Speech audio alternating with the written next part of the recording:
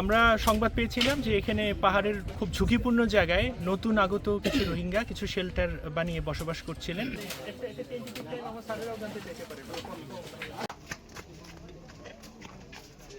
তারপরে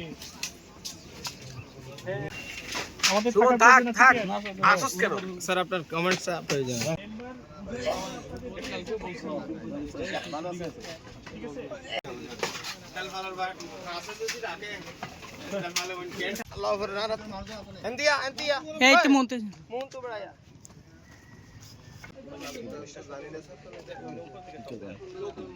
আপনি দিতে পারতেছেন, কথা শুনবে ওরা?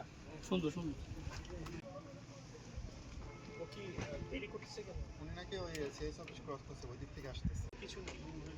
আমাদের তো কিছু না, যান বাঁচানোর তো তাদের।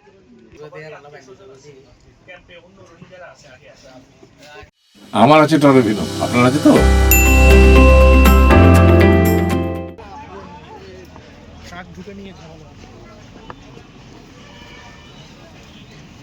তুমি ফেল পকল বাবু কই আছো?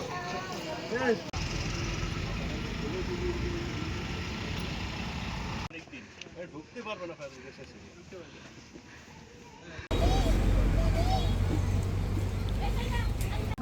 এইগুলো স্যার এটা ঝুঁকিপূর্ণ, এটা ঝুঁকিপূর্ণ।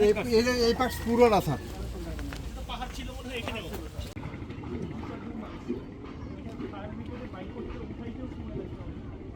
বিক্ষিপ্তভাবে বসে গেছে। এখন আমি তো নিজেও জানি না যে এখানে ঝুঁকিপূর্ণ অবস্থায় আছে। একটা বিষয় কমপ্লেন আসতে তো এটা কেউ করে না। আমরা কমপ্লেন পেয়েছি, আমরা আছি, এখন এই মুহূর্তে আমরা ব্যবস্থা করি। আমরা সংবাদ পেয়েছিলাম যে এখানে পাহাড়ের খুব ঝুঁকিপূর্ণ জায়গায় নতুন আগত কিছু রোহিঙ্গা কিছু শেল্টার বানিয়ে বসবাস করছিলেন।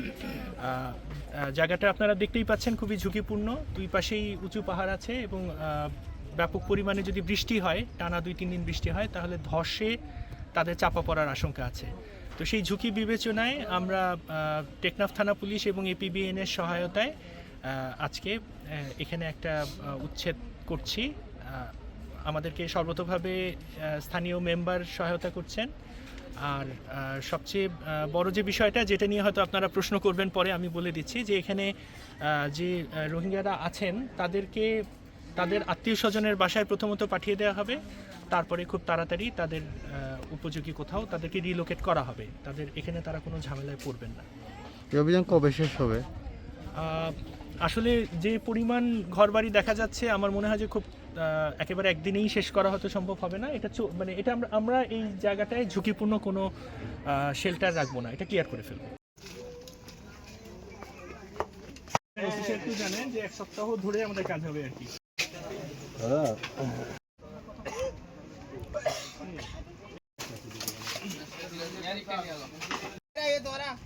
বাইরে দর খুব তো মারত দিয়ে রাখা ভেঙে, মানে এটা নিশ্চয়তা কি অবস্থা? এখানে তো জোর জবরদস্তি করে জোর দিলে উরুদ গুরু করে দেবে।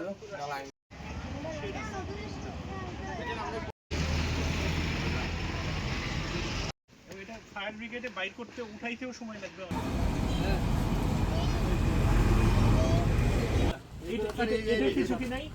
ঝুঁকি মানে এটা তো সব পুরো ঝুঁকি স্যার। এটা সামনে কারো বামে